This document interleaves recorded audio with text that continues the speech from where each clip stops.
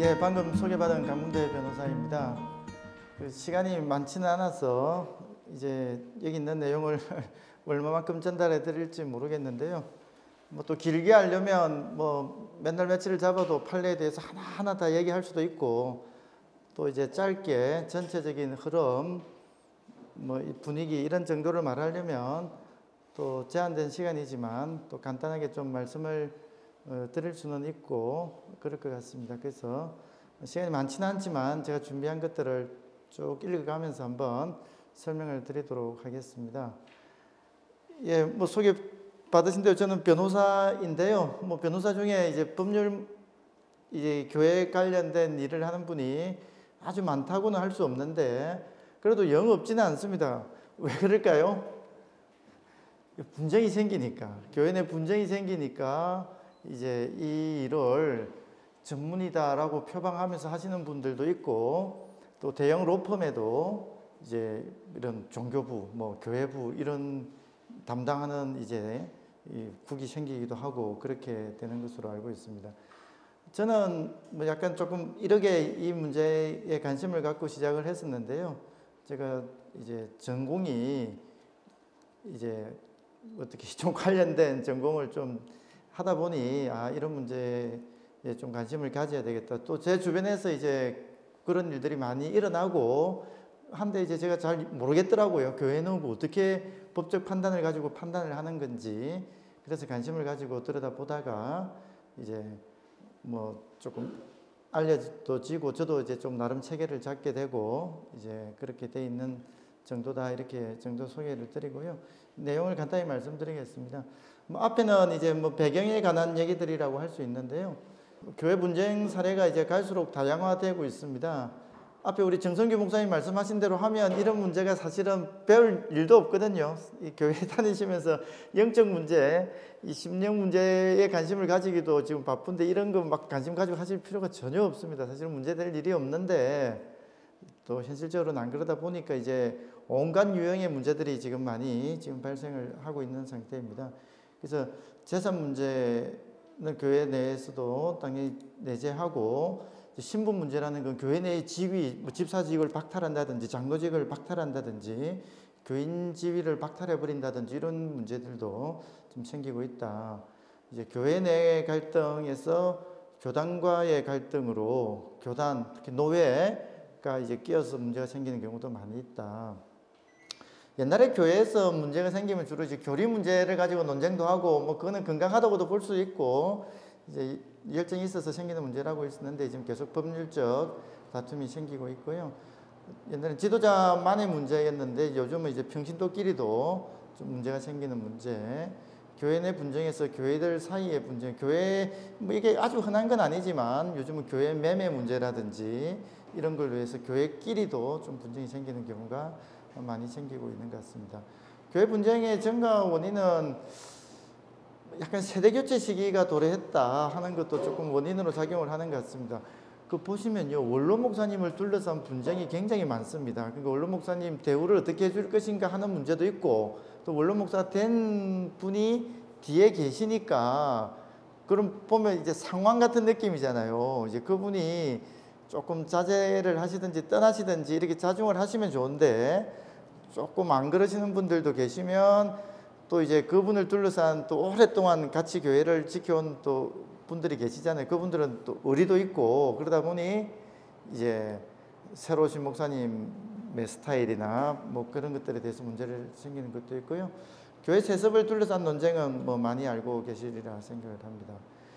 그리고 이제 교인들이 옛날과 좀 많이 다르잖아요. 요즘 이제 젊은 세대도 당연히 그렇지만 중장년이 돼도 다 우리 사회의 민주화 시기를 많이 겪어왔기 때문에 시민의식이 많이 고양이 되어 있습니다. 그래서 교회 내에서 재정에 대해서는 투명성을 요구한다든지 교회 내 의결 절차를 민주적으로 진행할 것을 요구한다든지 하는 이런 움직임들이 거세다고 할 수도 있습니다. 그리고 뭐 아무래도 교회 자산이 이제 증가가 되니까 이것이 분쟁의 요인으로 작용하는 점도 있습니다. 이제 교회가 다 오래됐잖아요. 그리고 또 재개발 문제라든지 이런 것들이 또 생기고 하니까 자산이 증가됐고 그로 인한 갈등, 또 교회가 어느 지역에 오래 또 이제 터잡고 있다 보면 뭐 상권의 문제, 또 거래 이제 건물에 관한 문제 뭐 이런 걸로 인해서 또 약간 갈등도 생기고 그런 것 같습니다.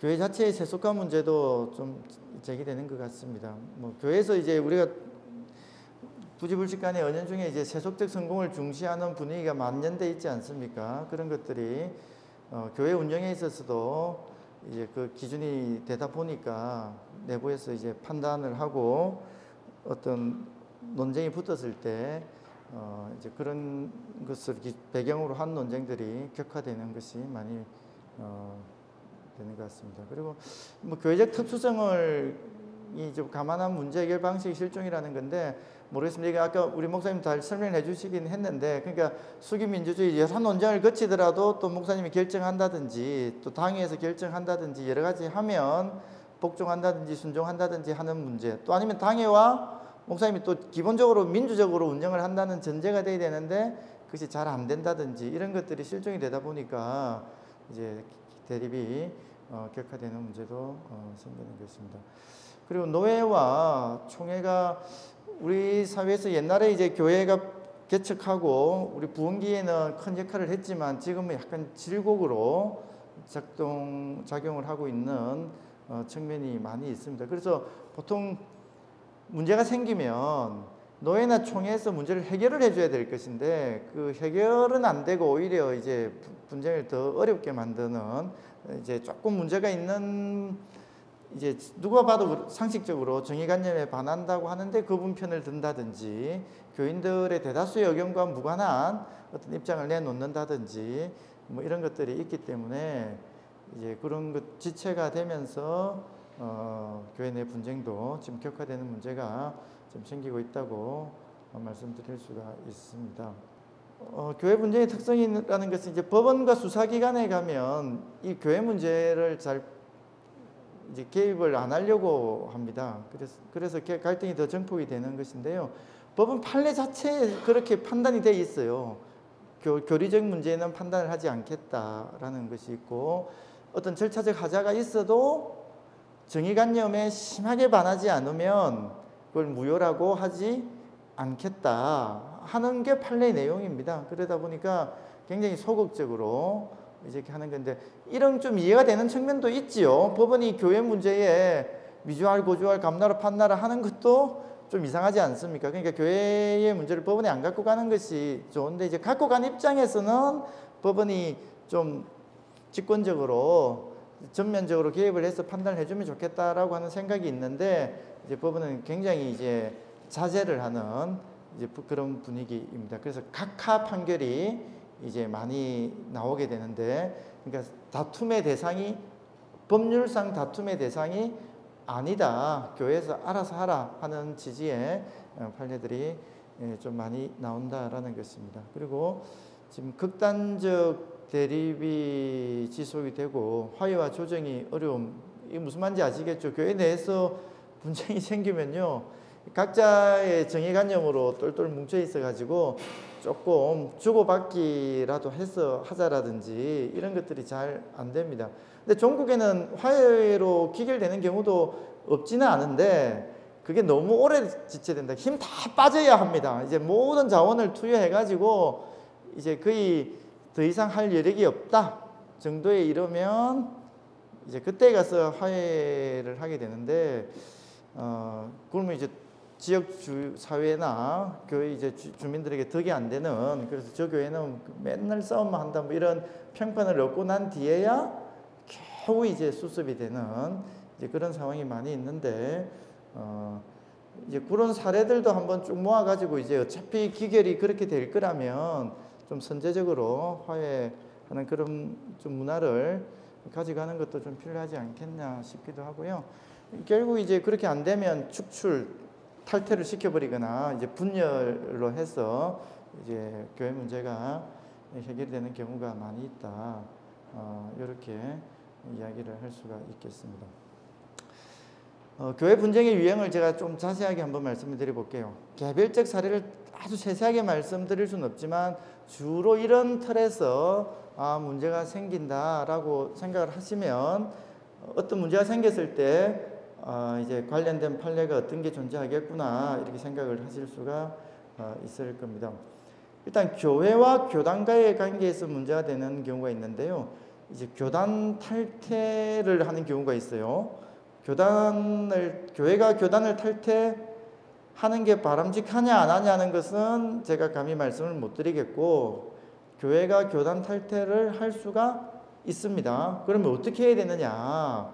이제 요 문제는 제가 뒤쪽에서 이제 판례가 나와 있는 걸 가지고 말씀을 드릴 건데, 우리 법원에서 이걸 인정을 하고 그 절차에 대해서 딱 명시를 해놨어요. 옛날에는 이걸 어떻게 해야 되는지가 굉장히 애매했거든요. 근데 지금은 교단 탈퇴를 할 수 있다. 하려면 어떤 절차를 어떻게 밟아라 라고 하는 것이 우리 법원의 입장으로 딱 정해져 있습니다. 간단하게 먼저 말씀을 드리면, 교단을 탈퇴를 한다라는 게 우리 일반 법적으로는 그게 비견되는 사례가 없거든요. 회사가 망하거나 분열을 한다 이런 거 있지만, 어떤 상급단체에 있다가 탈퇴한다는 것을 이 법적으로 어떻게 규율할 것인가 했을 때, 우리 법원에서 약간은 기술적이고 기교적인데, 그걸 교단에 있으면 그 교단의 헌법을 따르게 돼 있잖아요. 헌법을 따르니까 그거는 교회 단위로 보면 그 헌법이 교회의 정관과 같은, 어떤 단체의 정관과 같은 역할을 하고 있는 것이다. 그런데 교단을 탈퇴하면 그 정관을 어떻게 하겠다는 거예요? 안 따르겠다는 거잖아요. 그거는 정관을 변경하는 것과 현상이 비슷하구나 이렇게 돼 있어요. 그럼 정관을 변경하는 절차는 우리 민법에 규정이 되어 있거든요. 그거는 총 구성원 숫자의 3분의 2의 동의가 있어야 정관을 바꿀 수가 있습니다. 정관이란 게 그 단체의 헌법이잖아요. 그러니까 단순 과반은 안 되고 참석자 과반도 안 되고 전체 구성원의 3분의 2가 동의를 해야 된다. 그러니까 교단 탈퇴도 그 정도의 숫자가 있어야 교단 탈퇴를 할 수 있다. 이렇게 정해 놓은 것입니다. 이거 쉽겠어요? 안 쉽겠어요? 굉장히 어렵습니다. 일단 우리 교회가 구성원이 몇 명인지를 확정하는 것도 굉장히 다툼의 대상이 됩니다. 그런데다가 그 3분의 2를 교단 탈퇴의 구성원 동의를 받아야 된다는 것은 썩 쉽지 않다. 또 교회를 잘 안 나오는데도 교인으로 등록되어 있는 경우가 있잖아요. 그러니까 그런 분들을 함부로 교인이 아니라고 배제를 시킬 수는 없기 때문에 이제 그런 약간 헛수라고 하는 것까지 생각을 해서 3분의 2를 넘어서야 되기 때문에 쉽지는 않다. 그러나 이제 그런 것들이 다툼이 된다. 이렇게 되는 것이고요. 이제 교단의 권증 재판의 적법성, 그 옛날에는 교회나 교단에서 권증 재판을 하는 경우가 제일 많았는지 잘 모르겠습니다만, 요즘은 교회도 당회가 7위회 아닙니까? 당회에서도 이제 교인을 징계를 하기도 하고, 근데 보통 작은 교회에서 당회에서 치리하게 하니까 위탁 판결을 맡긴단 말이에요. 노예의 위탁 판결을 맡기면 노예에서 재판국이 구성을 하든지, 아니면 노예 할 때 재판국으로 전환을 해서 치리를 하든지 해서 징계를 내리는데, 그 징계가 이제 적법하냐, 사유가 적법하냐, 절차가 적법하냐, 이런 걸로 인해서 계속 다툼이 됩니다. 그러니까 만약에 노예에서 어떤 교인에 대해서 너 목사님하고 분쟁을 생기고 어떻게 그렇게 해서 문제가 있다라고 해서 이제 최고 센 게 출교 이런 거잖아요. 면직이나 출교를 시키면 그 교인은 그 노예를 상대로, 노예 재판국이 아니라 노예를 상대로 그 번징, 출교가 무효라고 다툴 수가 있다는 것입니다. 다툴 수는 있는데, 아까 말한 대로 법원에 가면 어떻게 한다 그랬어요? 웬만하면 오지 마라라는 약간 정신이 있기 때문에 그 정의관념에 굉장히 반하는지, 종교적인 문제만으로 다투는 건지 아닌지, 이런 것들을 살펴서 무효 여부를 이제 판단을 한다. 쉽지 않다. 이제 이런 정도로 말을 할 수가 있겠습니다. 교단의 명령과 처분의 적법성, 교단에서 어떤 이제 권징 아닌 어떤 처분을 했을 때 그것이 적법한지도 이제 법원에 가서 다툴 수가 있는데, 요거는 잘 다퉈줍니다, 법원에서. 그런 것들은 종교적인 거하고는 좀 다른 행정적인 어떤 조치라고 봐서 그것이 적법한지 아닌지에 대해서는 법원에서 좀 전향적으로 이제 판단을 하는 편이다. 이렇게 말씀드릴 수가 있습니다. 그 다음에 이제 목회자의 지위에 관한 것인데요. 우리 정성규 목사님 책에도 나오던데 지금 목사님들도 계시고 한데 이건 입장이 이제 좀 나뉠 수도 있지만 우리나라 교회에서 지금 우리 사회, 우리 한국 교회에서 가장 문제가 되는 게 어쨌든 목사님과 교인이 갈등이 증폭됐을 때 해결 방법이 없다는 거예요. 자, 우리 뭐 축구 감독이나 이런 분들은 좀 성과가 나쁘면 어떻게 해요?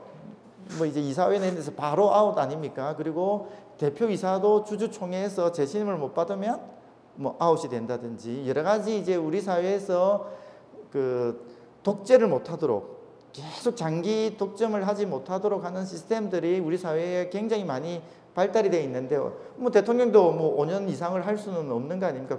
모든 선출직이 다 이제 그렇게 임기가 정해져 있는데 이 우리 목사님이 위임 목사가 되면 이제 어떻게 할 방법이 없게 되는 겁니다. 그러니까 자, 임기는 없는 거 아닙니까? 위임 목사님은 정년 때까지 임기는 없어요. 임기가 없다. 두 번째, 그러면 교인들이 원치 않을 때 그 불신임 투표를 할 수 있느냐, 이게 문제가 되는 겁니다. 보통 목사님이 청빙을 해오지 않습니까? 청빙을 해왔다는 것은 청빙을 철회할 수도 있는 거 아니냐라고 이제 한번 생각해 볼 수가 있습니다. 그래서 청빙을 철회한다는 의미의 불신임 투표를 이제 하는 것을 한번 이제 법원에서 논란이 됐는데 이것도 뒤에 판례를 제가 소개하겠습니다만은 우리 법원에서 일단 청빙이 되고 나면 우리 교단 헌법에 어떻게 되게 돼 있어요? 목사님을 면직하려면 어떻게 해야 되는 거예요? 재판을 하게 돼 있거든요. 그러니까 우리 교단 헌법상으로는 재판 말고는 다른 절차는 부인된다. 그렇게 마련돼 있지 않은 것이니 교단에서 그런 절차를 마련하거나 아니면 교회 정관으로 그런 절차가 별도로 있지 않는 이상은 목사님에 대해서 그 불신임은 할 수가 없다. 이렇게 돼 있는 겁니다. 그러니까 어떻게 할 방법이 없는, 보통 그런 정관을 잘 만들어 놓는 경우는 없잖아요. 아직까지는 흔하지 않고 교단에서 그걸 만들 리는 없고, 그러다 보니 이제 목사님과 갈등이 생겼을 때 교인들 압도적 다수가 목사님을 반대한다 해도 그 목사님 지위를 어떻게 할 방법이 없는 이제 이런 문제가 이제 가장 많이 생긴답니다. 그게 가능하다면 목사님하고 교인들이 다투지 말고 이제 적정하게 누가 더 이제 기도하고 이제 투표를 한다든지 해서 그 교회 내에서 구성원들이 원하는 방식으로 해결될 여지가 있을 거 아닙니까? 그러니까 만약 임기가 있다면 임기를 기다리면 되는 것이고, 임기가 아니고 불신임이 가능하다면 서로 명분과 이제 논리를 잘 주장을 해서 그걸 획득을 하면 되는 것인데 지금 그렇게 되어 있지 않다. 이것이 가장 갈등이 격화되는 중요한 원인으로 작용을 하고 있다. 이렇게 되는 것이고요. 또 임시목사와 관련해서는 임시목사는 임기가 있단 말이에요. 근데 임기는 있지만 한번 우리 부목사님이나 이렇게 임시목사님으로 와 계신 분들 그거 재청빙 절차를 우리 교단헌법으로는 재청빙 절차를 거치라고 되어 있는데 잘 안 거친단 말입니다. 그럼 아무 말도 없이 몇 년이 지나면 그 목사님의 지위는 어떻게 되는 것인가 하는 이런 문제가 생기게 됩니다. 그래서 뭐 이것도 판례가 명확하지는 않지만 그래도 마지막 그 반복된다고 보는 겁니다. 그 임기가 반복된다고 보고 마지막 임기 어떤 시점이 종료될 때 이제 누군가 이의를 제기하면 다시 재청빙 절차를 밟아야 되는 것으로, 그래서 만약에 그렇게 동의를 얻지 못하면 재청빙이 안 된 것으로 이제 되는 것이죠. 임시 목사님이 갑자기 위임 목사가 되는 제도는 우리 교회에 없습니다. 일반 우리 근로자들은 기간이 반복되면 비정규직이라 하더라도 기간제라 하더라도 2년 이상이 된다든지 이렇게 하면 정규직이 되도록 우리 법에서 보장을 하고 있거든요. 근데 목사님에 대해서 그런 제도는 없습니다. 노예 위임이나 위임식이나 이런 약간 형식적, 요식적 절차를 정확하게 거쳐야 위임 목사가 되는 것이기 때문에 아무리 이제 그 임시 목사가 기간이 오래 반복됐다 하더라도 그 절차가 없는 이상 위임 목사가 되지는 않는다. 그러면 마지막 기한에 있어서의 임기 종료 시에 이제 재청빙 절차를 해서 동의 여부에 따라 정해져야 된다. 이런 문제가 생기는 것이고요. 누가 적법한 담임 목사인지 여부는 이제 목사님 뭐 사임을 한다고 선언을 하는 경우도 있어요. 이거 어떻게 생각하세요? 강단에서 설교하면서 나 목사 사임하겠다라고 선언을 했는데 이분이 또 생각이 바뀌셔가지고 노회에 사임서를 안 내는 거예요. 그래서 실제로 재판이 벌어졌어요. 저 마포 어디서 그렇게 벌어졌는데 그 교단 헌법상으로는 노회에 사임서를 내야 이제 목사직이 사임하도록 돼 있는데, 근데 교인 입장에서는 그게 납득이 됩니까? 딴 데에서 비공식적으로 얘기한 것도 아니고 소수한테 얘기한 것도 아니고 강단에서 설교 시간에 선포를 했는데, 그러니까 이제 소송을 한 것이 이제 노회의 사임 절차를 밟으라는 소송을 이제 했죠. 사임서를 내라는 거, 강제로 내라라는 소송을 하기도 했는데 뭐 1심에서 졌어요. 그런 소송은 있을 수가 없다. 그거는 허용될 수가 없다. 그거는 본인이 내는 것이다. 본인이 안 낸 이상은 이제 목사 지위는 유지된다고 했는데 2심 재판부에서는 이제 그 목사님을 굉장히 좀 뭐 속된 말 좀 혼을 냈죠. 아니 말의 무게라는 게 있는데 어떻게 그렇게 할 수가 있느냐. 당신이 말을 한 것을 책임질 수 있는 기회를 부여하겠다. 그래서 언제까지 우리 교인들과 합의를 해오라. 그렇지 않으면 이제 조금 판사가 이제 아주 전향적인 판결을 할 수도 있을 것처럼 권고를 했고, 그 목사님이 그 말씀은 들었어요. 그래서 여러 이제 조건들을 끼고 이제 그렇게 해서 이제 목사 사임을 한 그런 문제가 있는 경우가 있습니다. 예, 그래서 담임 목사 지위가 있는지 없는지 이런 문제가 또 생긴다라는 것이고요. 장로와 교인의 지위와 권리에 관한 문제, 그 목사님하고 갈등이 생길 때 장로 지위를 박탈시킨다든지 또 교인 지위를 박탈시키는 경우도 있거든요. 약간 면직이나 출교하는 것도 정직을 한다거나 이제 장로에 대해서도 정직을 한다거나 이제 이렇게 될 때 이제 그럼 어떻게 하느냐? 그것도 법원에 갈 수는 있다. 근데 다만 종교적인 문제만으로 와서는 안 되고 그게 교회 내의 어떤 구체적 권리 관계에 다툼이 있어야 된다. 이제라는 것이 전제가 돼야 된다. 이렇게 되는 것입니다. 그리고 교인이 공동회를 개최해 달라고 하는데 목사님이 안 하면 어찌 될까요? 그 교단 탈퇴도 하려면 교단 탈퇴 결의를 하려면 공동회를 개최해야 될 거 아닙니까? 총회를. 근데 이제 목사님이 보통 노예하고 같은 입장을 취하니까 그런 것을 안 한단 말이에요. 그러면 어떻게 할 수 있느냐? 이제 우리 법에 그럴 경우에는 이제 법원을 통해서 강제로 공동회를 개최하도록 하는 절차가 마련이 되어 있습니다. 그래서 교인들 우리 법에는 5분의 1인데 우리 보통 교단 헌법에는 3분의 1이 공동회에 소집 요구할 수 있도록 되어 있지 않습니까? 그래서 3분의 1의 서명을 받아서 이제 법원에다 가는 거예요. 법원에 가서 임시 공동회에 소집 요구 신청을 소집 신청을 하는 겁니다. 공동회를 소집하는 것을 허가를 해달라는 신청을 법원에다 하면 법원에서 그 결정을 해줍니다. 그 결정이 나면 그 목사님 없이 그냥 할 수 있는 거예요.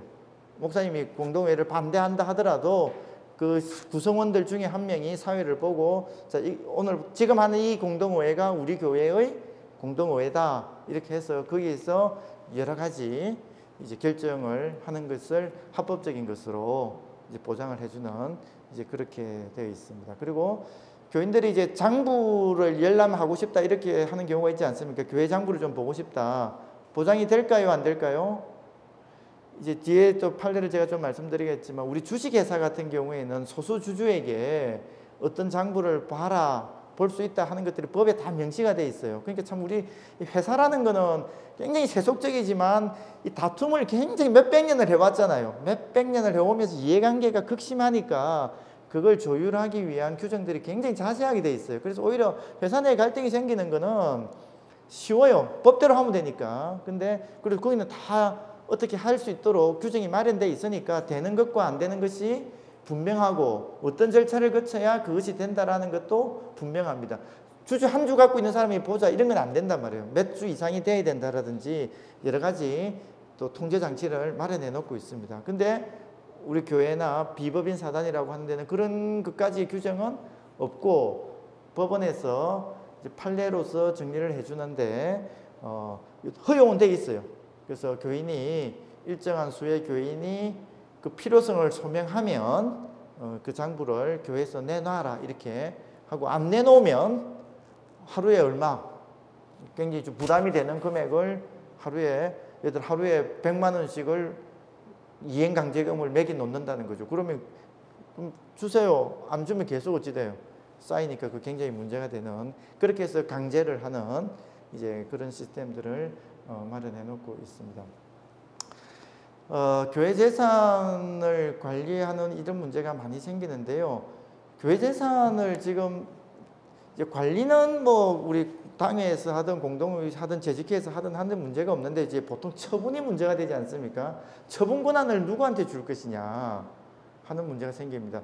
지금 민법에는 원칙적으로 누구한테 처분권이 있겠어요? 교회 건물을 만약에 판다 하면 교회 건물을 함부로 팔면 안 될 거 아닙니까? 그런 거 누구한테 있겠어요? 당연히 교회 전체 구성원에게 있다. 그 총회에서 하도록 되어 있는데, 또 우리 민법 자체에서 이렇게 규정도 두고 있단 말이에요. 교회 어떤 단체의 정관에서 다른 기관이 관리하도록 정하고 있다면 그 기관에서 할 수도 있다, 이렇게. 왜냐하면 큰 단체라고 한번 생각해 보세요. 그 다 모여가지고 하는 것이 좀 불합리할 수도 있잖아요. 그리고 결론이 안 날 수도 있고 하니까, 그 단체가 원한다면 전체가 모여서 안 해도 된다. 어떤 운영위원회든 이사회든지 위임을 해서 그 기관에서 관리하는, 처분하는 것을 결정해도 된다, 이렇게 돼 있거든요. 교회로 오면 어디가 가장 그러면 그런 결정을 할 만한 데예요?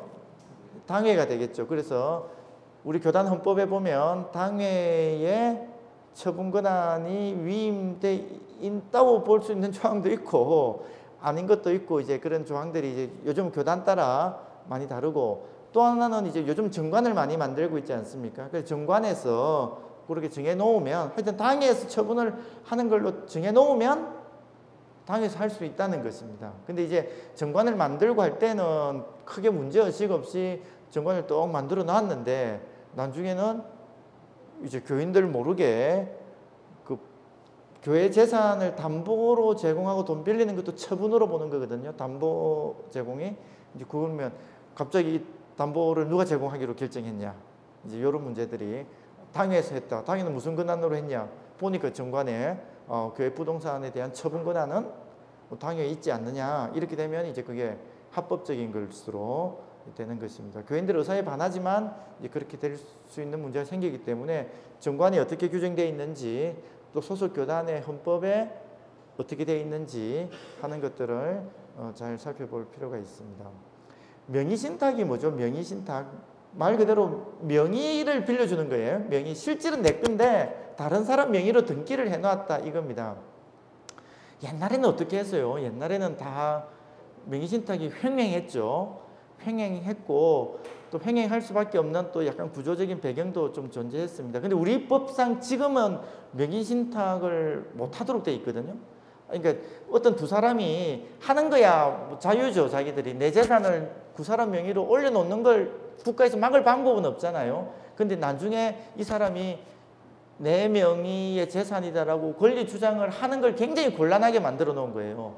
잘못하면 이 재산이, 그 명의자의 재산이 웬만하면 명의자의 재산으로 취급이 되도록 우리 법의 구조가 되어 있기 때문에 내가 함부로 재산을 맡길 수 있겠어요, 없겠어요? 잘못 맡겼다가는 이제 큰 타격을 받기 때문에 그런 식으로 명의신탁을 지금 이제 금지를 시켜 나가고 있는데, 명의신탁이 약간 명의신탁이 거의 불가피해서 허용을 해주고 있는 데가 있어요. 우리 종중 같은 경우는 이제 농지도 많고 한데, 그걸 종중 땅인데 농지면 종중 명의로 등기도 되지도 않아요. 그러면 또 누가 보통 관리를 하잖아요. 이제 그러면 종중 명의의 명의신탁은 좀 허용을 해주는 거라. 그 실제로 종중이 나중에 이제 장손 누구 A 명의로 등기를 해놨지만 그 A 게 아니고 실제로는 종중 거다라고 하는 권리 주장이 가능하도록 우리 법이 보장을 하고 있다라는 겁니다. 또 하나는 어디겠어요? 교단과 교회 사이는 또 그게 가능하도록 이렇게 돼 있어요. 교단과, 그러니까 교회와 교인 사이가 가능하진 않아요. 이건 일반 법리에 따라서 규율되는 것이고 교단과 교회 사이는 명의신탁이 이제 어느 정도 허용이 되는 것으로 우리 법에 지금 마련이 되어 있는 겁니다. 그러니까 보통 지금 우리 교단에서는 유지재단을 만들어 가지고 어떻게 하라는 거예요. 교회 재산을 당신들이 갖고 있으면 이제 그것도 일리가 있어요. 분쟁이 많이 생기고 교회의 영속성이 보장이 잘 안 되는 측면이 있으니까 유지재단에 맡기라고 한단 말이에요. 그 유지재단에 맡길 때 보통 형식을 어떻게 하겠어요? 명의신탁을 받겠어요? 정여를 받겠어요? 형식은 유지재단은 정여를 받았다고 해요. 왜냐하면 명의신탁이라는 것이 꼭 바람직한 모양은 아니거든요. 근데 정여를 받은 것으로 돼 있어요. 그럼 정여를 받았다는 것은 누구 거라는 거예요? 유지재단 거라는 거잖아요. 근데 이제 교회는 어떻게 생각을 해요? 그거 누구 거라고 생각해요? 자기 거라고 명의신탁이라고 생각하는 거예요. 그러니까 나중에 교단을 탈퇴했다 이래 나오면 이제 무슨 분쟁이 생기겠어요? 그 유지재단을 상대로 나는 명의신탁을 한 거니까 돌려도 이렇게 되는 거죠. 근데 그런 명의신탁은 가능하다고 했잖아요. 아까 교회와 재단 사이에 교단 사이에 명의신탁은 가능하니까 돌려달라고 말하는 것이 원천 차단되는 것은 아닌데, 근데 만약에 실제로 정여를 했다면 어찌 되겠어요? 실제로 정여를 한 거면 돌려달라고, 그 명의신탁이 아니죠. 그거는 실제로 준 거니까. 근데 형식적 서류에는 어떻게 돼 있다? 예, 정여로 돼 있고 내심의 의사는 자기는 명의신탁이라고 주장을 하는 거고, 그럼 그 우리 재단에서는 뭐라고 하겠어요? 정여받은 거니까 못 돌려준다 그럴 거고, 그럼 결국 누가 판단을 해야 돼요? 싸울 수는 없으니까 법원에 가면, 그러니까 법원에서 싸우는 건데, 법원에서는 그럼 이게 명의신탁인지 아니면 이제 정여인지 그걸 또 판단을 하는 겁니다. 그때 돈을 누가 댔냐, 뭐 누가 어떻게 샀냐, 뭐 어떤 의도로 맡겼냐, 그 재단에, 그 교단의 관행이 어떻느냐, 이런 것들을 종합해 가지고 지금 그걸 판단을 하는 겁니다. 그러니까 일률적으로 무조건 정여가 된다거나 무조건 명의신탁이 된다거나 이렇게 판단하는 건 아니고요. 그 판례를 찾아보면 정여라고 본 판단도 있고 명의신탁이라고 본 판례도 있다. 한 재단, 같은 재단에서도 판결이 엇갈릴 수가 있다. 그 배경, 그때의 내심의 의사, 계약서 내용, 이런 것들을 종합해서 판단한다. 이렇게 생각을 하시면 되고요. 이제 교회 건물의 임대차 문제도 좀 생기죠. 이제 교회가 이제 임대를 이제 하잖아요. 그 보면 이제 커피숍도 하고 이제 일정 예물 주고 하는 문제가 생기는데, 이제 그런 문제가 생긴다는 것이고요. 이제 세금이나 건축 문제, 이런 문제도 생기고, 이제 세금이나 이런 거는 좀 이따가 우리 해 기사님 강의를 들으시고요. 형사적 문제는 이제 갈등이 생기면 이제 예배방해 문제가 생기는 게, 목사님 설교하는데, 그러니까 예배방해는 형량이 굉장히 높아요. 그러니까 예배방해, 우리 법에는 장례식과 예배방해가 같이 규정이 되어 있거든요. 장례식을 방해하면 그거 되겠어요, 안 되겠어요? 그 굉장히 금지되는 행위라고 위법성이 크다고 보잖아요. 그 예배도 경건하게 예배를 드리는데 그걸 방해하면 형량이 일반 업무 방해 이런 것보다 좀 더 세게 규정이 되어 있는 겁니다. 그래서 이제 목사님 갈등이 생기더라도 예배를 방해하는 행위는 굉장히 자제를 해야 된다. 그러면 이제 애매한 설교를 방해하면 당연히 예배 방해된다까지는 될 거 아닙니까? 그러면 마지막에 이제 광고할 때 그걸 이제 그러면 좀 방해가 일어났을 때 그게 방해냐, 설교할 때 아무 말 없이 마스크를 쓰면 그게 방해냐, 돌아 앉으면 방해냐, 이제 여러 가지 논란이 좀 된다. 여기까지 말씀을 드리도록 하겠습니다. 뭐 교회 내에서 명예훼손 문제, 표절 문제, 뭐 질문도 들어왔던데 성범죄인데, 근데 교회 내에 성범죄라고 해서 특별한 규율이 있는 게 아닙니다. 우리 사회 전체의 보편적 규범에 따라서 성문제를 규율하는데, 뭐 교회 내에서 이제 좀 특별하다고 하는 것은 업무상 위계에 의한 이제 성폭행이 제가 인정이 되는 것이죠. 그러니까 성폭행의 문제에 있어서 보통 폭행, 협박 이렇게 가지 않습니까? 거기 있으면 당연히 강한 처벌을 받아야 되는데, 외양이 동의하는 모양새를 띠는 경우가 있어요. 피해자가. 그러면 동의하는 모양새를 띠면 다 그럼 위법이 아니냐, 이제 이런 문제가 생긴 거고, 그래서 옛날부터 심신미약자를 그렇게 하면 안 될 거 아닙니까? 청소년을 그렇게 하면 안 되죠. 이제 이렇게 하다가 어디까지 갔냐면 업무상 지위에 높은 사람이 업무상 지위를 이용해서 성적인 범죄를 했을 때 업무상 위계나 위력에 의한 성범죄를 처벌을 하도록 되어 있는데, 그게 가장 많이 드러날 만한 공간이 어디겠어요?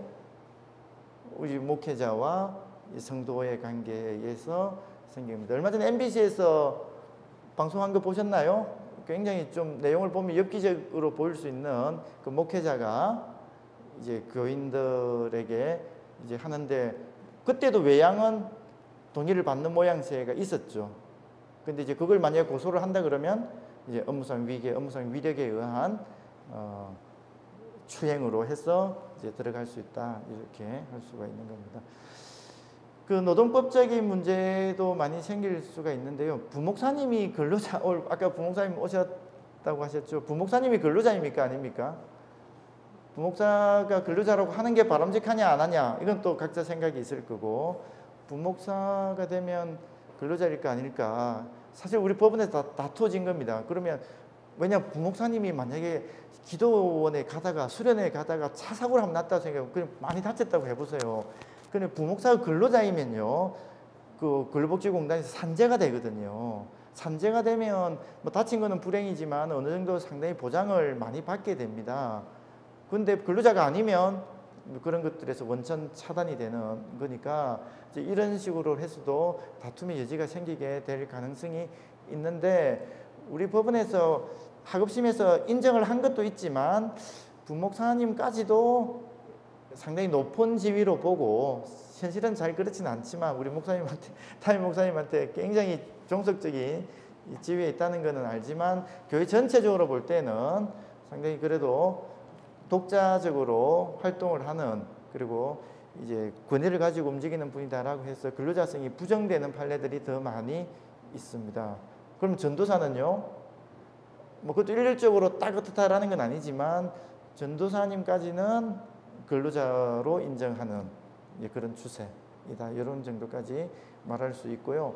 그럼 사찰 집사님은 이제 단순 봉사자냐, 그 이제 종속적인 거냐, 이제 이런 것도 논란이 되는 거죠. 실제로 봉사자의 외양을 띠고 있고 마음도 봉사자였다면 근로자가 아닐 여지도 생기게 되는 것입니다. 그러나 이제 마음이 어떻든지 간에 실제로 하는 일이 굉장히 많았고 그렇다라고 하면 이제 이분도 근로자로 되는 문제가 생기는 겁니다. 근데 요즘은 뭐 교회 숙식을 하면서 하시는 이런 사찰 집사님들이 옛날보다는 좀 적겠죠. 옛날에는 이 산업 팽창기에는 이제 시골에서 올라오시든지 또 교회도 같이 부흥을 하니까 교회를 계속 지켜야 된다든지, 그때는 또 뭐 셀콤이나 이런 뭐죠, 방범 장비나 시설이나 이런 것도 잘 없었을 때니까 많이 있고 그렇게 했었는데, 만약 그분들이 근로자로 인정이 된다 그러면 굉장히 그것도 사회적으로 문제가 될 수 있는 겁니다. 연장 근로 수당, 야간 수당 이런 것들이 다 교회에서 지급을 해야 되는 이제 그런 문제들이 이제 생기게 되는데, 아직까지 우리 교회에서 뭐 그런 정도까지 문제가 안 생기는 것 같습니다. 노동조합을 하는 문제 이런 것들도 요즘 조금 조용한 것 같은데, 한동안 교회 내 노동조합, 사찰 집사님들하고 뭐 이런 분들 해서 노동조합을 구성을 하겠다라고 표방하면서 활동을 하시는 분도 계시고 했거든요.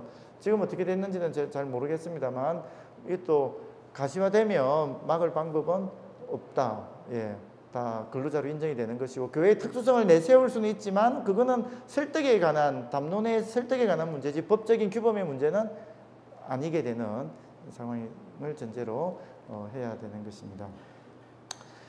예, 제가 시간이 많이 없는데요. 이제 뒤에는 제가 앞에서 말씀드린 그 내용에 관련된 판례들이 뒤에 쭉 나열이 되어 있는 것입니다. 그래서 교회 내 권징재판이나 이런 것들이 사회법정이 재판할 수 있는가, 아까 제가 말씀드렸잖아요. 이제 그 문제에 대한 걸 한번 살펴보시면 되고, 또 교회가 분열될 수 있는지, 교회가 교단을 탈퇴하기 위한 요건은 무엇인지, 아까 말씀드렸죠. 정관 개정에 대한 것이다, 이렇게 말씀드렸고, 위임 목사를 교인들의 계리로 해임할 수 있는가?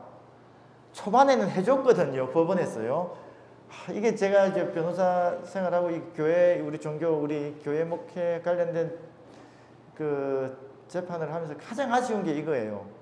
이게 목사님들께는 죄송하고 저희들 뭐 제 친척 중에도 목사님들이 많이 있지만 이게 법원에서 판례로 해결이 됐다면 뭐 이제 갈등이 진짜 굉장히 줄어들지 않는 갈등이 생겨도 합리적으로 교회 내에서 잘 해결될 수 있지 않을까 저는 굉장히 큰 기대를 했거든요. 그래서 그렇게 인정해주는 하급심 판례도 분명히 나왔었어요. 이렇게 방금 2014년 10월 27일자 이런 거는 제가 아까 말했던 대로 청빙을 해왔기 때문에 청빙을 철회하는 불신임 결의는 당연히 가능하다 이렇게 했었거든요.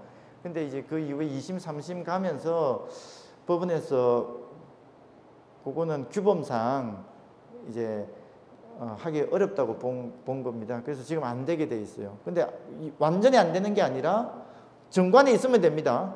우리 정관에 있으면 이제 그런 것들이 가능하니까 그거는 이제 교단 차원의 헌법상의 문제라서 이제는 개별 교회의 정관의 문제로 내려왔다 이렇게 보고 그 정관에 목사님에 대해서 뭐 기간을 정해서 불신임 여부를 정하든 기간과 무관하게 교인 몇 명 이상이 요청할 때 불신임을 할 수 있다. 지금 대통령도 탄핵을 하는 시대 아닙니까? 이제 그런 식의 그게 이제 규정을 만들어 놓으면 그거는 가능하다 이렇게 보니까 이제 그런 것들을 한번 생각을 해봐야 될 것 같고요. 이 교단 헌법과 교회 정관의 관계 이제 제가 계속 정관을 말했는데 헌법도 있고 정관이 있으면 어느 게 우선인가요? 상위는 헌법이 우선입니다. 근데 정관이라는 게 헌법에 없는 걸 규정하거나 헌법에 있는 거라도 그 교회 내에서 독자적으로 규율하겠다는 거잖아요. 그러니까 실제적으로는 어느 게 더 가까이서 적용이 되겠어요? 정관이 되죠. 근데 헌법 때문에 정관이 무효가 되는 경우도 있다는 겁니다. 그러니까 헌법의 그 교단의 고유한 가치인데 정관으로 장로를 없애버리겠다 뭐 이런 정관을 만들었다 이러면 그게 어찌 되겠어요? 그거는 이제 무효가 될 수가 있다. 그러나 그 정도까지 이르지 않으면 그 교회의 독립성과 개별성을 우리 법원에서도 잘 인정을 하는 편이기 때문에 정관으로 웬만한 건 다 규율할 수가 있다. 위임 목사 결의도 할 수 있다고 했잖아요. 그러니까 이제 그런 정도로 규율을 하면 된다 이렇게 되는 것이고요. 교회 재산 소유 문제는 아까 관리 문제, 주로 관리 문제로 기결이 됩니다. 관리 문제로 기결이 되니까 그 관리권을 교인 총회로 둘 것인지 당회로 둘 것인지 지금 정관이 어떻게 규율되어 있는지를 한번 보면 좋을 것 같습니다. 뭐 당회든 교인 총회든 거기서 결정을 하도록 되어 있는데 그 결의를 안 거치고 교회 재산을 처분하면 어떻게 되나요? 횡령이나 배임으로 처벌됩니다. 물론 이제 그걸 절차를 안 거쳤다는 것만으로 무조건 처벌된다고는 말할 수 없어요. 절차를 안 거쳤는데 그 돈을 교회에다 쓰면 어찌 될까요? 그거는 이제 법원에서도 삼각형이 되는 겁니다. 조금 절차는 안 거쳤다. 그래 민사적으로 문제는 되지만 그게 횡령이나 배임이라는 죄가 되느냐에 대해서 법원에서 약간 유보적으로 보기는 하지만 근데 보통 고소까지 갔다는 건 뭐예요? 교회 내에서 동의하지 않는 사람이 존재한다는 거 아닙니까? 그러니까 그것도 애매하다거나 그걸 꼭 교회라고 당신은 교회를 위한다고 했지만 교회에 크게 도움이 안 되는 문제도 있을 수도 있고 하기 때문에 어쨌든 절차를 어기면 일단 횡령과 배임의 무대에 오른다. 처벌받을 수 있다. 실제로 처벌받은 사례도 다수 등장하고 있다. 이렇게 생각을 합니다. 그 뒤는 제가 아까 다 앞쪽에서 조금 말씀드렸던 그런 내용입니다. 그 세부적인 판례까지 제가 제시를 해드렸으니까 또 한번 보시고 검색을 통해서 요즘은 다 유튜브나 이제 구글 또 법원을 통해서도 다 하실 수 있으니까 한번 살펴보시면 될 것 같습니다. 이거 먼저 먼저 하세요. 의회나 총회 재판부의 판결을 불복해가지고 일반 법원에 소송하는 경우가 많이 있습니다. 제가 하는 소송에 많은 경우가 이제 그렇게 됩니다. 근데 아까 말했지만 간다고 해서 아주 쉽게 인정이 되는 게 아니니까 절차 문제라든지 그 내가 왜 다투는지 이런 것들을 법원에 강하게 잘 어필을 해야 되는 그런 문제가 있습니다. 승소의 기준이 뭐 제 개인의 승소 그거는 크게 의미가 없지만 근데 전체적으로 봤을 때 그러니까 썩 쉽지 않다 아까 제가 계속 그래서 말씀을 드리는 겁니다. 근데 간혹 노예나 총회에서 재판 절차를 완전히 엉터리로 하는 경우도 있기 때문에 그런 건 또 우리 법원에서 용납을 잘 안 합니다. 좀 챙겨서 해야지 이렇게 말도 안 되게 이렇게 하면 개인의 권리 침해가 너무 심하다 이렇게 되니까 그러니까 5대5는 당연히 안 되고 6대4가 되면 이제 그러니까 명분이 그 재판 제기한 사람들이 6 정도 있어도 애매할 수가 있고요. 한 7 정도, 8 정도 올 좀 명백하다 하면 이제 법원에서 그거는 이제 인정을 해주는 그런 구도다 이렇게 생각을 하시면 됩니다. 예. 아니면 이제 뭐 아까 말한 유지재산의 관계가 노예에서 함께 한다 뭐 이렇게 정관을 하고 있는 것이 있기는 한데 간혹 보면 당회장이 정한다 이렇게 되어 있는 것이 있어요. 당회장이 정한다고요? 네, 당회장이 결정한다 이렇게. 근데 저는 당회장이 개인적으로 정하도록 그러니까 당회에서 의견이 안 맞을 때 당회장이 정한다는 것은 일반적 회의 의사 결정에 대한 방식을 정한 것이고 부동산 처분 권한을 개인에게 주는 경우는 그거는 제도상 그 규정상 그렇게 하는 경우는 잘 없을 겁니다. 거의 없는 편이고 만약에 그렇게 했을 때 그게 유효할지는 좀 논란이 될 것 같아요. 우리 법에서 예정하고 있는 거는 꼭 총회가 아니더라도 다른 회의체에서 결정할 수 있다는 것을 염두에 두고 이제 조항을 만들었는데 특정 개인에게 그 권한을 다 위임한다 이렇게 되는 것은 우리 법이 예정하고 있지 않은 것인데 그것은 좀 무효가 될 가능성이 있어 보인다. 제가 이렇게 말씀드릴 수 있겠습니다. 예. 총회를 개최하는 권한이 당회장에게만 있다면 당회장이 총회 개최 안 하는 경우에 그 당회원들이 요구해서 법원에다가 청구할 수 있는데 예. 그 전에 쫓아내버렸어요. 어떻게? 누굴 쫓아내요? 그러니까 이제 보통은 이제 공동의회 이제 그 정도까지 가면 공동의회는 아까 3분의 1이 요구해야 된다 그랬잖아요. 그것도 제적 3분의 1인데 그래도 제적이라 해도 3분의 1은 적절히 채울 거 아닙니까? 어느 정도 교인들이 주장하는 명분이 있다면 3분의 1은 크게 어렵지 않게 채울 수도 있다. 그때 근데 만약에 3분의 1이 간당간당하다라고 했을 때는 제명 출교된 분까지 포함을 시킬 거냐 말 거냐가 논란이 되는 겁니다.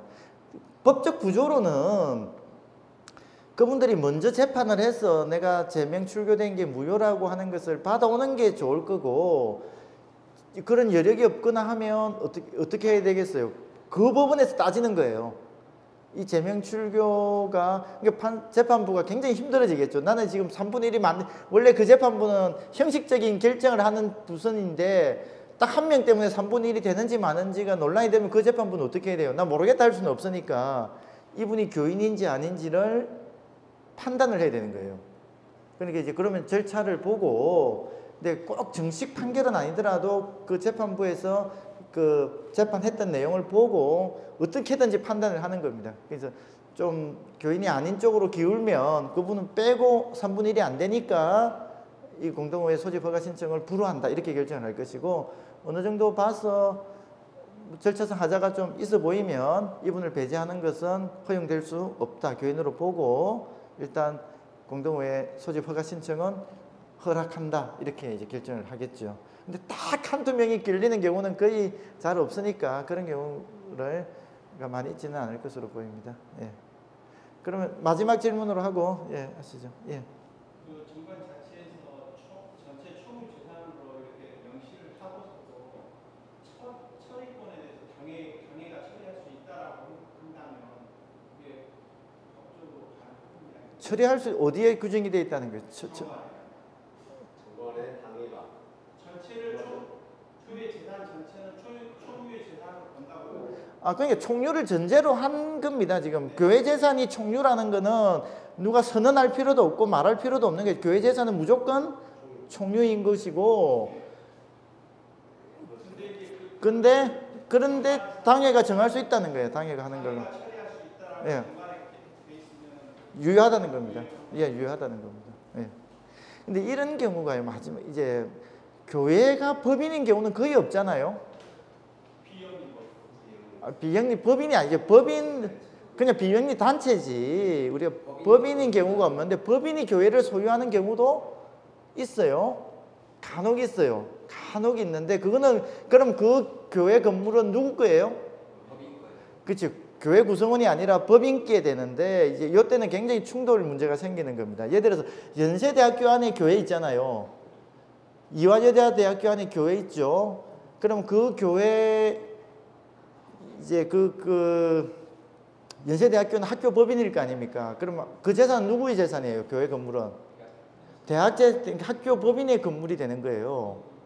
근데 학교 법인에서는 교회 내에 갈등이라는 게 잘 없고 하니까 문제가 생길 여지가 잘 없는데 이제 간혹 제가 한번 봤어요. 저 제주도의 어느 교회에서 법인이 교회를 소유를 하고 있더라고요. 그러니까 이 교회법적인 게 적용이 돼야 될지 법인에 관한 게 적용이 돼야 될지를 해서 굉장히 세게 다투었던 그런 게 있습니다. 근데 우리 사회에서 흔하긴 했었어요.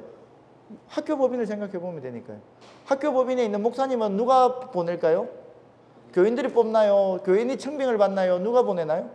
학교 교직원이 가는 거고 그런 식으로 이제 운영이 되어 왔던 그러니까 일반 교회와 완전히 다른 모습인데 근데 법인이 주체가 되면 이제 그런 모습을 띠게 되는데 아직 우리나라에 그런 형태의 교회는 거의 없으니까 크게 논란이 되고 있지는 않은 그런 상태입니다.